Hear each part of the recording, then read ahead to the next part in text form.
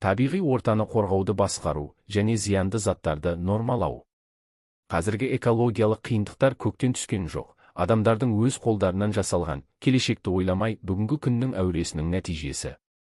Әр мемлекеттің экологиялық жағдайы сол мемлекеттің басқару орындарымен және олардың жүргізіп отырған саясатымен тығыз байланысты болады.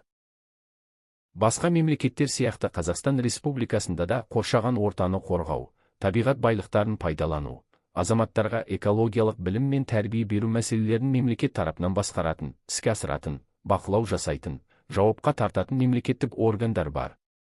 Бір техногендік әсерлер және олардың экологиялық регламентациясы.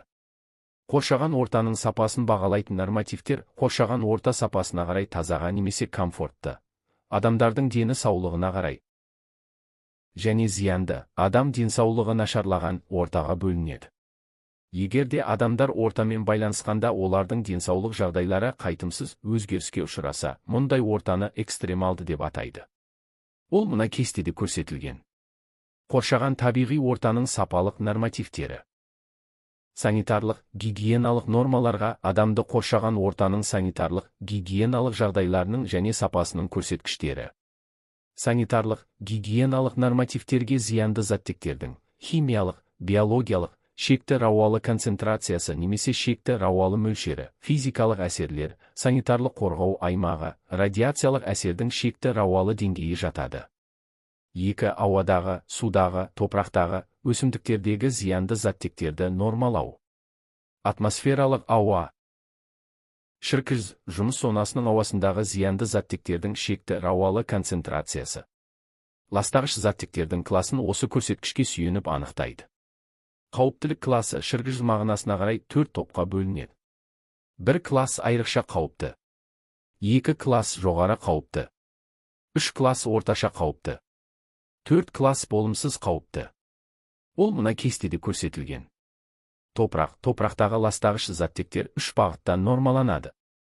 1. Ауыл шаруашылығында пайдаланатын жердің егістік қабатындағы улы химикаттардың мөлшері. 2. Кәсіпорынның территориясындағы улы заттектердің жинақталуы.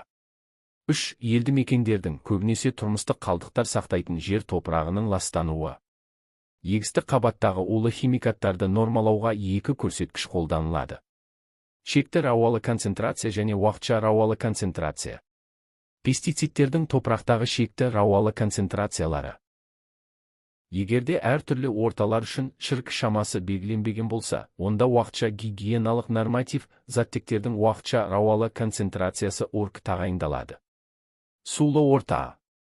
Шіркі шаруашылық ауыз су мен мәдени тұрмыстық жағдайға қолданатын су қоймаларындағы заттектердің шекті рауалы концентрациясы МГЛ. Оттекке химиялық қажеттілік, судағы барлық тотықсыздандырғыштарды тотықтыруға қажетті, яғни тотықтырғыштың жұмсалатын мөлшеріне эквивалентті оттектің мөлшері бихроматты әдіспен анықталады. Қатынастарына қарап отырып, заттектердің биохимиялық тотығуының тиімділігін айтады.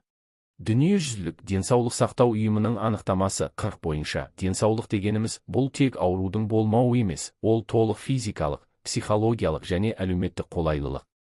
Ғалымдардың есептеулері бойынша адамдардың денсаулық жағдайы.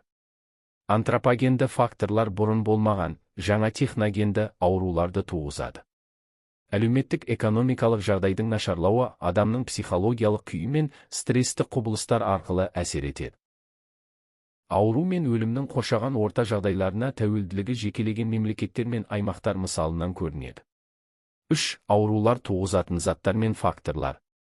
Ағзаларға қолайсыз әсер ететін және ауруларға әкеліп соқтыратын заттарды төмендегідей топтарға бөліп көрсетуге болады. 1. Канцерогендер, қатерлі ісіктер туғызады. Қазіргі уақытта шамамен 500 осындай заттар белгілі. 2. Мутагендер, хромосомалар саны мен құрылымының өзгеруіне әкеліп соқтырады. Оларға рентген сәулелері, гамма сәулелер, нейтрондар, бензопирен, колхицин, кейбір вирустар тағы басқа жатады. 3. Тератогендер, жеке дамуда кемістіктерге әкелетін, кемтарлықтардың пайда болуына әкелетін заттар. Тератогендерге әсер ететін мөлшерінен артып кететін кез келген фактор жатады. Эмбриогендер, эмбрионалдық даму кезінде зақымдануға әкелетін заттар. Адам қызметінің нәтижесінде жаңа бұрын болмаған аурулар пайда болады.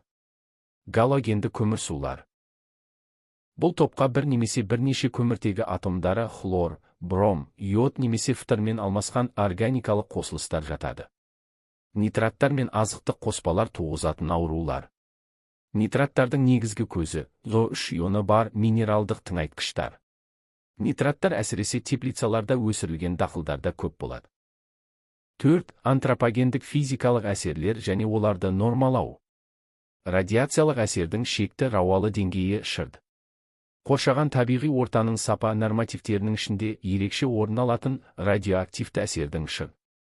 Кейбір химиялық элементтердің және олардың изотоптарының атом ядролары өздігінен иондаушы сәуле шығарып ыдырайды. Иондаушы сәулеленудің 3 түрі бар. 1. Көп электр зарядын алып жүретін гелий ядросының альфа бөлшектер ағыны. 2. Электрондар мен позитрондардың бета бөлшектер ағыны. 3. Қысқа толқынды электромагниттік гамма сәулелері. Адамды және қоршаған ортаны сақтау мақсатында ең негізгі назар аударатын объектілер болып шекті рауалы деңгейден жоғары сәулелену дозасын беретін радиациялық көздер саналады. Электромагниттік сәуле энергия бөле отырып, заттектер арқылы оңай өтетін, және ауада ұзақ қашықтыққа дейін тарайтын иондалған гамма сәулесі және оған жақын рентгендік сәуле. Мысалы, сәулелену беретін көздер радий, уран, плутоний, бета сәулелену көздері стронций және иттрий, гамма сәулелену көзі цирконий сүйектерде жинақталады. Иондайтын сәуле мөлшеріне қарай адамды сәулелік аурудың жедел немесе созылмалы түрлеріне шалдықтырады. Организм арқылы өткен сәуле мөлшері 100 рентгеннен аспаса ауру жеңіл түрде байқалмай өтуі мүмкін, ал 100 рентгеннен жоғары мөлшерлер аурудың белгілерін айқын көрсетеді.